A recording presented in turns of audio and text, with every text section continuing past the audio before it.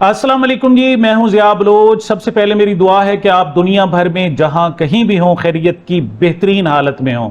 सामिन, पाकिस्तान की बदकिस्मती है कि अब सुबह उठकर कोई ना कोई बुरी खबर सुननी पड़ती है। पहले तो ये होता था कि पेट्रोलियम कीमतों की शक्ल में हफ्ते बाद 15 दिन बाद ये खबर सुननी पड़ती थी, लेकिन जब से ये रोजाना की कीमतें फिक्स होने लगी हैं तो आधी रात को ही जनाब ये बुरी खबर सुना दी जाती है। आज पाकिस्तानियों के लिए सिर्फ एक नहीं बल्कि दो बुरी खबरें, एक तो पेट्रोल के हवाले से और दूसरा इस जनाब मोबाइल फोन के हवाले से और खास तौर पर पैकेजेस के हवाले से भी इंतहाई बुरी खबर है। सबसे पहले पेट्रोल को देख लेते हैं। शहबाज हुकूमत ने पेट्रोलियम मसनूआत की कीमतों में फिर इजाफा कर दिया। पेट्रोल की कीमत में 6 रुपए 39 पैसे और डीजल की कीमत में 7 रुपए 83 पैसे फी लीटर इजाफा कर दिया गया। डीजल की नई कीमत 375 रुपए 4 पैसे फी लीटर और पेट्रोल जो है वो 327 रुपए 12 पैसे फी लीटर हो गया। अच्छा, सिर्फ ये 5 दिनों में देखें तो जो पेट्रोल है वो 30 रुपए पर लीटर महंगा हो गया है और दूसरी तरफ जो डीजल है वो 53 रुपए तक जनाब महंगा हो चुका है। अच्छा, अब अगर ये एक हफ्ते में एकदम अगर 50 रुपए 60 रुपए कीमत बढ़ाई जाती तो शायद उनके ख्याल में ज्यादा रद्द अमल आता, अवाम को भी महसूस होता। लेकिन ये रोजाना की जनाब जिसे कहते हैं ना स्लो डोज, स्लो पॉइजनिंग दे रहे हैं कि उसके कोई असरात नहीं है, लेकिन एक वक्त ऐसा आता है कि जब मुसलसल स्लो पॉइजनिंग दी जाए तो फिर बंदा मर जाता है। मतलब अब कौम की जान लेने के लिए एकदम ज्यादा डोज की बजाय रोजाना की बुनियाद पर स्लो पॉइजनिंग दी जा रही है। लेकिन याद रखना, ये ज्यादा अरसा चलेगा नहीं। आप बहुत कोशिश कर रहे हो कि कौम को पता ना चले, लेकिन कौम का खून चूसा जा रहा है और अब तो इंतहाई नातमा भी हो गई है, लेकिन शायद ये खड़ी हो जाए। खबर और है कि मोबाइल फोन कंपनियों ने पीटीए की मंजूरी से कॉल और डेटा पैकेजेस की कीमतों में सालाना बुनियादों पर 19 से 33% तक इजाफा कर दिया है। तो मोबाइल फोन कंपनियों को भी उन्होंने कहा है जी खुल के लूटो। पहले भी कोई कम नहीं था, लेकिन अब उन्होंने बढ़ा दिया। अब जनाब ये जो 19 से 33% इजाफा हुआ है, उससे जो माहाना कॉल और डाटा पैकेजेस हैं उनमें 500 रुपए तक का इजाफा हो जाएगा और 15 रोजा पैकेज में 300 रुपए और हफ्तावार पैकेज में 130 रुपए तक का इजाफा हो जाएगा। तो मतलब अब ये वो दो अखराजात हैं, चाहे पेट्रोल के हों चाहे ये फोन पैकेजेस के हों, जो आम आदमी, गरीब आदमी, एक मजदूर आदमी, रेडी वाला, छाबड़े वाला, उसकी जरूरत है। फोन सुनना भी उसकी जरूरत है, इसी तरीके से जनाब मोटरसाइकिल चलाना भी और चिंगची चलाना भी उसी की जरूरत है। अब उनके लिए ये दर्द सर बन गया है। लेकिन हुक्मरान है वो चाहते हैं कि जनाब जैसे 1700 अरब रुपए हमने पेट्रोलियम से कमाना है, इसी तरीके से पीटीए भी वो उनके ख्याल में एक ऐसा बहाना है कि जिससे बहुत ज्यादा कमाया जा सकता है। दूसरी तरफ ये हुक्मरान झूठ पे झूठ बोलते हैं। पिछले दिन जनाब एहसन इकबाल साहब ने कहा था, सबसे पहले ये शब्बर जैदी ने कहा, उनका कहना यह था कि ये जो लाहौर में ऑरेंज ट्रेन बनी है ये सीपैक के जनाब जो पैसा था उससे बनाई गई है। उस पर जनाब एहसन इकबाल ने कहा, उसने कहा नहीं जी ये तो वफाक के पैसों में नहीं बनी, टोटल का टोटल जो इस पर अखराजात है वो पंजाब हुकूमत ने अपनी मर्जी से दिए हैं। लेकिन अब जनाब ये बयान झूठ निकले हैं। अब जो खबर है वो ये है कि ऑरेंज लाइन ट्रेन जो लाहौर से सीपैक के अंडर ही बनी थी और 48% शराकत वफाक की थी, बाकी 52% रकम चीन के एक्सिम बैंक से कर्ज ली गई थी। अब सोशल मीडिया पे बकायदा इस हवाले से जनाब दस्तावेजात सामने आ गई हैं और ये जो रोजाना की बुनियाद पर मुसलसल झूठ बोलते हैं कि हमने ऑरेंज ये जो ट्रेन है लाहौर की ये हमने अपने पैसों यानी पंजाब हुकूमत के पैसों, वो भी अवाम का पैसा है लेकिन अवाम के पैसों से भी नहीं बनी, बल्कि ये मुसलसल बोझ है और एक बहुत बड़ी सालाना रकम जैसे हम कर्जों के सूद में दे रहे हैं, इसी तरीके से ऑरेंज लाइन ट्रेन के सूद जो कर्जे लिए थे उनके सूद में भी दे रहे हैं और इसकी जनाब जो खसारा हो रहा है सालाना बुनियादों पर वो भी अदा कर रहे हैं। लेकिन हुक्मरान है कि झूठ पर झूठ बोले जा रहे हैं। वैसे अगर कोई मुहज्जब मुल्क होता तो सिर्फ इसी एक झूठ पर जो एहसन इकबाल ने बोला है उन्हें इस्तीफा देना पड़ जाता, लेकिन यहां पाकिस्तान है, ये ना जनाब असूलों की बुनियाद पर कोई इलेक्शन जीतते हैं, ना असूलों की बुनियाद पर हुक्मरानी इनके पास आती है, ना असूलों की बुनियाद पर ये जाने के लिए तैयार होते हैं। डॉक्टर हसन जफर कहते हैं, मैंने अपने एक हालिया इंटरव्यू में कहा कि पाकिस्तान ने चीन के कमर्शियल बैंकों से 28.1 बिलियन डॉलर कर्ज ले रखा है جو واپس ادا کرنا ہوگا. یہ رقم سی پیک کے $62 بلین کے علاوہ ہے جو انفراسٹرکچر پر خرچ ہوئی ہے. وہ رقم چین واپس ابھی نہیں مانگ رہا، لیکن یہ تو بینکوں کا قرض ہے، کمرشل بینکوں کا جناب قرض ہے، یہ ہر صورت دینا پڑے گا. اور اب یہ چاہ رہے ہیں جناب کہ کہیں سے پیسہ آ جائے. خاص طور پر انہوں نے امریکہ سے اب $10 ارب مانگ لیا، $6.7 ارب سعودیہ سے مانگ لیا، اسی طریقے سے اب قطر سے اور دیگر ممالک سے، خاص طور پر UAE سے ابھی بھی انہیں امید ہے کہ اگر وہ ہمیں خدمات مہیا کریں کہ ہم جناب ان کو سیکیورٹی پرووائڈ کر سکتے ہیں تو ان سے بھی ایک خاصی بڑی رقم لی جا سکتی ہے. اچھا، ندیم افضل چند بولے ہیں مریم نواز کی تقریر پر جو انہوں نے کشمیر جا کر کی. وہ کہتے ہیں نون لیگ کی نااہلی اور کرپشن نے پنجاب کو ڈبو دیا ہے. آج پنجاب کی حالت چیخ چیخ کر بتا رہی ہے کہ ستھرا پنجاب صرف ایک نعرہ تھا، حقیقت کچھ اور ہے. ایک دن کی بارش نے پورے پنجاب کی ترقی کا پول کھول دیا. پنجاب کی سڑکیں تالاب بن گئی اور عوام گھروں میں محصور ہو کر رہ گئے. پنجاب حکومت کرپشن کے نئے ریکارڈ بنا رہی ہے. اب بہت جلد گندم کا سکینڈل بھی عوام کے لیے سامنے آئے گا. صرف سامنے نہیں آئے گا بلکہ درد سر بن جائے گا. وجہ کہ جناب ایک بڑی اماؤنٹ جو پنجاب نے گندم پیدا کی ابھی تک انہیں سمجھ نہیں آ رہی کہ وہ کہاں گئی. اس پر بات کرتے ہیں، لیکن ہرمیت سنگھ کہتے ہیں پورے پنجاب کو تو چھوڑے، یہ ہے وہ لاہور جس کی ترقی کے قصے مریم نواز اپنی تقریروں میں سناتی ہیں اور کشمیریوں سے کہتی ہیں کہ میں کشمیر کو بھی پنجاب بنا دوں گی. مگر معمولی بارش کے بعد لاہور کی یہ حالت ہے. حالانکہ اس خاندان نے مہاراجہ رنجیت سنگھ سے بھی زیادہ عرصہ یہاں پنجاب پر حکومت کی ہے اور ابھی تک کر رہے ہیں. باقی پنجاب کی صورتحال کا اندازہ آپ خود لگایا جا سکتا ہے. صرف عمارتوں پر رنگ و روغن اور میک اپ کر دینے کا نام ترقی نہیں. اصل ترقی وہ ہے جو عوام کی زندگی آسان بنائے. بلکہ کروڑوں روپے کے پروجیکٹس جناب پہلی بارش کی نظر ہو گئے. وہ کہتے ہیں جناب فلاں جو جناب سڑک ہے وہ اس طرح بیٹھ گئی جیسے جناب شریف خاندان کے حق میں لوگ الیکشن میں بیٹھتے ہیں. مطلب اس طریقے سے اب سڑکیں ان مریم نواز کے حق میں بیٹھ رہی ہیں. اچھا، صحافی عمر دراز گوندل کہتے ہیں کل انصار عباسی صاحب نے لکھا کہ مریم نواز شریف کی حکومت میں ایک نمایاں مختلف انتظامی کلچر دیکھنے میں آ رہا ہے جو تحریک انصاف کی عثمان بزدار حکومت سے مختلف ہے، جس کا آرگیومنٹ انہوں نے تسلسل دیا. پھر کل ایکسپریس ٹرائیبیون میں ہی شہباز رانا صاحب نے بتایا کہ پنجاب میں 40 لاکھ ٹن گندم کا کوئی سراغ نہیں مل رہا کہ وہ کہاں گئی. ایسی ہی خبر پہلے نعیم اشرف بٹ بھی دے چکے ہیں. اب ان دو خبروں کو ایک ساتھ ملا کر پڑھے تو کسی تبصرے یا تجزیے کی ضرورت نہیں رہتی. بیانیہ میڈیا فریمنگ سے زیادہ زمینی حقائق پر بنتا ہے. فواد چودھری صاحب نے پنجاب میں زراعت کو تباہ و برباد کرنے کا ذمہ دار چیف سیکرٹری پنجاب کو قرار دیا اور کہا کہ اتنی نالائق بیوروکریسی پنجاب کی تاریخ میں نہیں آئی. لیکن یہاں صورتحال یہ ہے کہ بیوروکریسی پر نواز شاہ کی بھرمار کی جا رہی ہے. نصیر الدین شاہ جناب یہ انڈین اداکار ہیں. ویسے انہوں نے بات جو کی وہ تو جنتر منتر پہ جناب ان کا جو پروٹیسٹ ہو رہا ہے طلبہ کا اس حوالے سے، لیکن یہ بات ہم پر صادق لازمی آتی ہے خاص طور پر پنجاب کے حکمرانوں پر. نصیر الدین شاہ کہتے ہیں اگر ایک جاہل ملک کی رہنمائی کرے تو وہ یہی چاہے گا کہ پورا ملک اس کی طرح جاہل اور بے رحم ہو جائے. اور صحیح صورتحال یہ ہے کہ مسلسل جھوٹ بولتے ہیں، لوگوں کو قتل عام کرتے ہیں، لوگوں کو جناب اب صحت اور تعلیم کی سہولتیں انہوں نے پنجاب میں ختم کر دی ہیں. ان کی خواہش یہ ہے کہ یہ جاہل جس طرح خود ہیں ان کے عوام بھی اسی طریقے سے جاہل ہوں. فلک جاوید خان ایک خاتون سیاسی قیدی ہیں. وہ کل روز ان کی جناب پیشی تھی عدالت میں اور اس دوران ان کا کہنا تھا ہم جتنی بھی تکلیف میں ہوں ہمیں ہسپتال نہیں لے جایا جاتا. قیدی عورتیں چیختی چلاتی رہتی ہیں لیکن انہیں جیل میں ڈاکٹروں کو تک کو نہیں دکھایا جاتا. فلک جاوید کہتی ہیں عالیہ حمزہ کی طبیعت خراب ہوئی تو بتایا گیا اوپر سے آرڈر آیا ہے پی ٹی آئی والے چاہے مر جائیں اندر ان کو ہسپتال نہیں لے کر جانا. اچھا، فلک جاوید کی میں اپنی گفتگو سنانا چاہتا ہوں.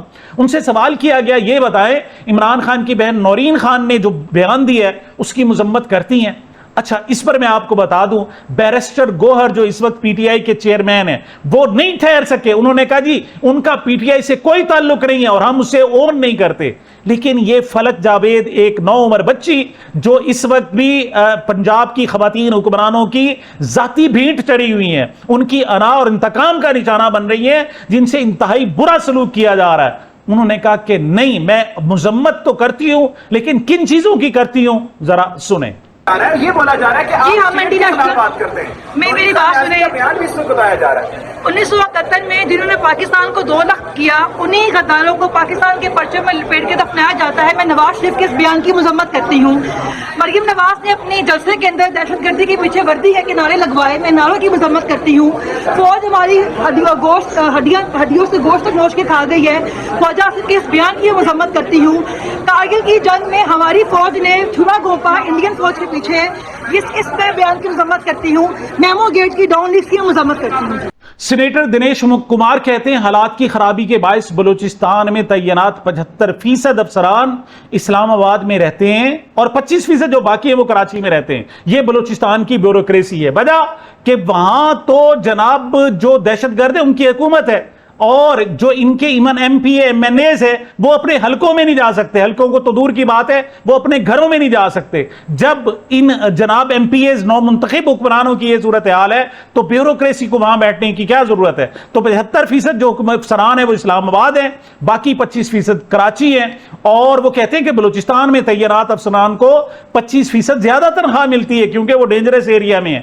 لیکن یہ وہ لوگ تنخواہیں بھی دے رہے ہیں لیکن وہاں پر ڈیوٹی بھی نہیں کرتے. کیوں؟ ان کی جان مشکل میں ہے. اور ان حکمرانوں کا تھوڑا سا اور اندازہ لگا دیں. عمران خان نے کہا تھا نا, ایک تو پڑھے لکھے نہیں ہے اور دوسرا یہ کوشش بھی نہیں کرتے کہ کچھ چیز کو جان سکیں. اب کراچی حکومت کا جناب کارنامہ دیکھیں کہ انہوں نے سائیکل ایمبولینس شروع کی ہے. مطلب لوگ تو موٹر سائیکل سے گاڑیوں سے ہیلی کاپٹر سے ایمبولینس اور طیارے ان سائڈ پر جا رہے ہیں. یہ واپس ان کا ترقی معکوس چل رہا ہے. الٹ یہ جناب آج سائیکل پہ, میرے خیال میں کل گدھا ریڈی پر جناب یہ اس قسم کی جناب وہ بنائیں گے ایمبولینس, اور ہو سکتا ہے کل اونٹوں کا دور شروع ہو جائے. مطلب ان کی مسلسل ترقی معکوس چل رہی ہے. یا ان کے خیال میں یہ جناب ایک بہانہ ہے, مطلب شغل ہے, شغل کے طور پر ہی صحیح چلیں جناب یہ بھی شروع کر دیں. پیسہ ہی کھانا ہے نا کہ جناب یہ سائیکل ایمبولینس بنائی اور پھر شو کریں گے جناب اتنے مریضوں کو, اتنے لاکھ مریضوں کو اتنے کروڑ روپے کی, اتنے ارب روپے کی دوائی دے دی. مطلب یہ ان کے ڈھکوسلے ہیں اور اس انداز میں یہ آگے چل رہے ہیں. دوسری طرف جناب ابصار عالم صاحب نے ایک بڑی گہری بات کی عمران خان کے حوالے سے. ان کا کہنا یہ تھا کہ میں نے فوجی افسران سے پوچھا کہ یہ بتاؤ تم عمران خان کو کیوں لے آئے ہو, تو اس پر جناب ان کا کہنا یہ تھا کہ ہمارا جیسا براؤن عمران خان کے ساتھ گوریاں دیکھ کر کہتا ہے کہ اللہ کیا بندہ ہے یار, ہم تو پھنسا نہیں سکے, یہ دیکھو کتنی پھنسا لی ہیں. ہم جب ان سے کہتے تھے کہ کیوں اسے لے کر آ رہے ہو تو کہتے تھے کہ ہمیں گھروں سے دباؤ ہے کہ اسے لے کر آئیں, گنجوں کو نکالیں, عمران خان کو لائیں, یہ ہینڈسم ہے, یہ ہالی ووڈش لگتا ہے. مطلب اندازہ کریں. اب سبی کاظمی اس کو ذرا کھول کر, اس نے تو ذرا ملفوف انداز میں بات کی نا, اوپر لفافہ چڑھا ہوا, سبی کاظمی نے اسے کھول کر وہ کہتے ہیں افسوس یہ تو آرمی افسران کے گھر کی خواتین تک پہنچ گئے ہیں. آپ تو شہداء کی بات کرتے ہیں نا, یہ شہداء کے ماؤں, بیویوں, بہنوں, بچیوں تک, بیٹیوں تک پہنچ گئے ہیں. اگر کوئی اور شخص یہ کہتا تو اس کے خلاف NCCI حرکت میں آ چکی ہوتی, نوٹس جاری ہو چکا تھا اور تو اور شاید اب تک گرفتار بھی کر چکے ہوتے. دیکھیں جی شہداء کے گھروں تک پہنچ گئے ہیں, شہداء کی بیویوں, بیواؤں اور بہنوں, ماؤں تک پہنچ گئے ہیں, اور پتہ نہیں کیا کیا انہوں نے آسمان سر پر کھڑا کر لینا تھا. لیکن یہ خود کہہ رہے ہیں جناب کہ ان کے جناب جو آرمی افسران کی بیگمات ہیں, ان کی جو خواتین ہیں, وہ اس قسم کی جناب ان کے کہ وہ کہتے ہیں ہمیں براؤنش اور جناب ہالی ووڈش قسم کا عمران خان چاہیے تھا, اس وجہ سے عمران خان کو لے کر آئے. جی ایک اہم خبر جس پر جناب بڑی تنقید کی جا رہی ہے لیکن میں اس سے تھوڑا سا اختلاف کرتا ہوں. یہ ثاقب بشیر کہتے ہیں, اہم خبر ہے کہ پاکستان تحریک انصاف کے 26 نومبر کے احتجاج میں قتل اور اقدام قتل کی کارروائی کے لیے دائر کمپلینٹ اسلام آباد سیشن کورٹ نے خارج کر دی. دلچسپ معاملہ یہ ہے کہ 1 سال 7 ماہ میں 24 سے زائد سماعتیں ہوئیں. بیرسٹر گوہر علی خان نے بیان ریکارڈ کرانا تھا جو 24 سماعتوں میں بھی نہیں کرایا, اور آج ان کی کمپلینٹ بغیر آگے بڑھے ہی خارج ہو گئی. اچھا, اسی قسم کی صورتحال جناب ہمارے شہباز گل نے بھی, عمران ریاض خان نے بھی جو پروگرام کیا وہ بھی اسی طرح, اور ایون متی اللہ جان بھی وہ یہ کہتے ہیں, وہ کہتے ہیں 26 نومبر کو PTI کے کارکنوں کی گولیوں سے شہادتوں کے ٹھوس شواہد کے باوجود بیرسٹر گوہر علی خان کو بطور چیئرمین PTI اپنی اس نااہلی اور ناکامی پر اپنا عہدہ چھوڑ دینا چاہیے. بیرسٹر اعتزاز احسن کے ساتھ ماتحتی کا طویل تجربہ ان کی سیاسی قائدانہ صلاحیتوں کو سامنے لانے میں آڑے ہے. آج کے عدالتی فیصلے نے پی ٹی آئی کے 26 نومبر کے بیانیے کو شدید نقصان پہنچایا ہے، جس کے میں ذمہ دار بیرسٹر گوہر ہیں، جو بظاہر اپنی بزدلانہ سوچ کا شکار ہوئے اور کسی خوف کے مارے اپنا بیان ریکارڈ کرانے سے بھاگتے رہے۔ 26 نومبر کو جو قتل عام ہوا اس کے مدعی بنے کون؟ بیرسٹر گوہر، اور وکیل بنے کھوسا صاحب، اچھا بیرسٹر لطیف کھوسا صاحب، اور وہ کہتے ہیں جناب 24 اس کے حوالے سے پیشیاں ہوئی۔ بات اس طرح سے نہیں ہے، یہ جس طریقے سے اس کو کہا جا رہا ہے۔ وہ کہتے ہیں یہ پیش کیوں نہیں ہوئے، انہوں نے اپنے گواہ پیش کیوں نہیں کیے؟ گواہوں میں کون تھے جناب؟ اس وقت کے جو وزیر اعلیٰ ہے خیبر پختونخوا سہیل آفریدی، اس میں جناب شفیع جان اس میں ہیں، اس میں جناب ڈاکٹر امجد ہے، مطلب تینوں دبنگ قسم کے ہیں۔ وہ کہتے ہیں یہ تو گواہ تھے، ان کو چاہیے تھا وہاں پیش ہوتے۔ اور ایون وہ کہتے ہیں بیرسٹر گوہر علی خان نے وہاں کیوں آخر اپنا بیان درج نہیں کرایا؟ شاید یہ بھولے ہیں یا پھر جان بوجھ کے اس قسم کی بات کر رہے ہیں۔ یہ جو رجیم ہے وہ تو ہے، اور پاکستان کی جو عدلیہ کی صورتحال ہے وہ بھی ہے، لیکن ایک بات یاد رکھیں، میں بحیثیت وکیل کہہ رہا ہوں کہ ایسے از خود کوئی گواہ منہ اٹھا کر نہیں چلا جاتا جی میں گواہ ہوں اور میری شہادت ریکارڈ کر لیں، ایسا کبھی بھی نہیں ہوتا۔ ہمیشہ جج بلاتا ہے، جس دن بلاتا ہے اس دن جناب جا کے گواہیاں ریکارڈ ہوتی ہیں۔ اب جج بلائے ہی نہیں تو یہ لوگ کیسے جاتے؟ مطلب چلے بھی جاتے تو ایک طریقہ ہے نا، جج کہتا پاگل ہو گئے کس لیے آ گئے ہو، میں نے تو تمہیں بلایا ہی نہیں، جب میں بلاؤں گا اس دن تم جاؤ گے۔ اچھا، اور دوسری بات یہ کہتے ہیں جناب کہ انہوں نے ایڈجرنڈ مانگی اور 24 جناب جو پیشیوں تھی اس کے بعد، ایسا نہیں ہے۔ اس دوران کم از کم 3 جج تبدیل ہوئے ہیں، اور آخری جو افضل مجوکا صاحب ہیں اس کے پاس تو آج صرف دوسری پیشی تھی، پہلی پیشی 17 جولائی کو تھی اور اس میں انہیں بتایا گیا لطیف کھوسا صاحب یہاں نہیں ہے، اور آج دوسری پیشی تھی اور دوسری پیشی پہ انہوں نے اڑا دیا۔ اچھا، انہوں نے خود کہا تھا کہ 1 جولائی کی پیشی اور اس کے بعد میں اگست میں میں نہیں ہوں گا، پھر سپٹمبر میں اس کیس کو سنوں گا، لیکن پیچھے سے حکم آ گیا آج فیصلہ سناؤ، اور انہوں نے 2 بجے جناب اس کو فیصلہ محفوظ کیا، 17 صفحات کا جناب آدھے گھنٹے بعد پیش بھی کر دیا۔ مطلب آپ اندازہ کر لیں، خود ہی سوچ لیں کہ یہ جج کی ذمہ داری ہوتی ہے، وہ نوٹس جاری کرتا، آگے نوٹس جاری کیے بغیر بھی، یا اپنے وکلاء کو سنتا، ان کے بیان ریکارڈ کرتا، کہتا وکلاء کو پیش کرو، اور اس میں لکھتا کہ میں نے فلاں تاریخ کے جناب وہ گواہوں کو بلایا اور یہ لوگ نہیں آئے، اس وجہ سے میں، ایسا تو کیا ہی نہیں گیا۔ یہ جناب وہی ٹپیکل جو انصاف یہاں ہے، سرکاری انصاف، اس کے تحت ایسا کیا جا رہا ہے۔ اور یہاں ہمارے جو لوگ ہیں وہ پی ٹی آئی کے لوگوں کو پڑ گئے ہیں، بھائی وہ تو پہلے ہی مجبور ہیں، آپ تھوڑا سا انصاف کریں، اس طرح ناانصافی نہ کریں۔ فخر الرحمان کہتے ہیں، وہ کہتے ہیں پاکستان نے حوثیوں کو طاقت کے استعمال کی وارننگ دیتے ہوئے سخت انتباہ جاری کر دیا ہے۔ ایک بیان میں کہا گیا کہ پاکستانی پرچم بردار جہازوں یا پاکستان کے بحری مفادات کے خلاف کسی بھی جارحانہ کارروائی کو اس کی قومی سلامتی کے لیے سنگین خطرہ تصور کیا جائے گا۔ یہ پہلی مرتبہ پاکستان نے حوثیوں کو ڈائریکٹ وارننگ دی ہے، دھمکی دی ہے، حالانکہ یہ پہلے بھی جب نواز شریف صاحب پاکستان کے وزیر اعظم تھے اس وقت بھی سعودی عرب نے کہا تھا جنہیں اپنی فوجیں بھیجیں حوثیوں کے خلاف یمن میں استعمال کریں، لیکن پاکستان کی پارلیمنٹ میں ڈیبیٹ گئی اور اس نے انکار کر دیا اور اس پر سعودیہ ناراض بھی ہوا۔ لیکن اس مرتبہ تو نہ پارلیمنٹ سے پوچھا جا رہا ہے نہ کسی اور سے۔ اور ایک بات یاد رکھیں، جو یمن ہے اس کے پیچھے جناب ایران ہے، اور پہلی مرتبہ ہے کہ ایرانی پاکستان کے خلاف غصے میں، ابھی تک وہاں سرکاری سطح پر کوئی وارننگ جاری نہیں ہوئی، لیکن وہ لوگ بار بار، وہاں کا جو میڈیا ہے اور وہاں کے جو لوگ ہیں، ان کا جو سوشل میڈیا ہے، وہ بار بار کہہ رہا ہے کہ پاکستان اپنے آقا، ان کے الفاظ ہیں کہ پاکستان اپنے جناب ماسٹر کے کہنے پر یہ ہمیں آنکھیں یا حوثیوں کو آنکھیں دکھا رہا ہے، اور وہ کہتے ہیں اگر ہم امریکہ سے لڑ سکتے ہیں تو پھر اس کے اتحادیوں سے بھی لڑ سکتے ہیں۔ اگرچہ یہاں انہوں نے پاکستان کا نام نہیں لیا، لیکن انڈائریکٹ انہوں نے بھی دھمکی دی ہے۔ یہ پاکستان پہلی مرتبہ ہے کہ اپنے آپ کو اس جنگ میں جان بوجھ کر گھسیٹ رہا ہے، اور وہ جو اس کا کردار تھا کہ بحیثیت ثالثی رہنا تھا، اب وہ ختم ہوتا جا رہا ہے۔ میجر جنرل ریٹائرڈ زاہد محمود کہتے ہیں حوثیوں کا ایکٹیو ہونا سعودی عرب کے لیے خطرناک ہے اور پاکستان کے لیے ناقابل قبول ہے۔ جی، ایران کی طرف سے بھی غصے ہونا پاکستان کے لیے انتہائی خطرناک ہے۔ اور جناب دبئی کی صورتحال وہ یہ ہے کہ حکومت نے اپنے رہائشیوں کے لیے خصوصی پروگرام متعارف کرا دیا۔ بیرون ملک سے اپنے دوستوں یا رشتہ داروں کو دبئی بلانے والے افراد کو 3000 درہم سے زائد مالیت کے انعامات اور مراد دی جائیں گی۔ مدعو کیے جانے والے افراد کا متحدہ عرب امارات کا رہائشی نہ ہونا ضروری ہے۔ مطلب آج سے 3 مہینے پہلے फुल बुकिंग थी, जिसे कहते हैं ना हाउस फुल। और अब सूरत हाल ये है कि वहां पूरी दुनिया से यूएई के लोग बुला रहे हैं कि आ जाओ दुबई आ जाओ, और लोग जाने के लिए तैयार नहीं है। और वहां स्कीम शुरू की गई है कि 3000 दिरहम से ज्यादा हम आपको देंगे और आप आए और यहां रहें। जी, मज़ाहमत कैसी होनी चाहिए? मज़ाहमत अगरचे इमरान खान की बहनें अलीमा खान कहती हैं हम 3 औरतें खड़ी हैं, हम तीनों बहनें खड़ी हैं, जितने केसेस बनाने हैं बना दो, क्या कर लोगे, ज्यादा से ज्यादा मार दोगे, हम नहीं लड़ते, हम शहादत कबूल कर लेंगे, लेकिन अपने भाई और अपने मुल्क के लिए खड़े रहेंगे। सामीन, ये मेरी अब तक की गुजारिशात थी। मुझे अपने इस चैनल को अपनी मोहब्बतों और दुआओं में याद रखिएगा। मिलते हैं छोटे से वक्फे के बाद।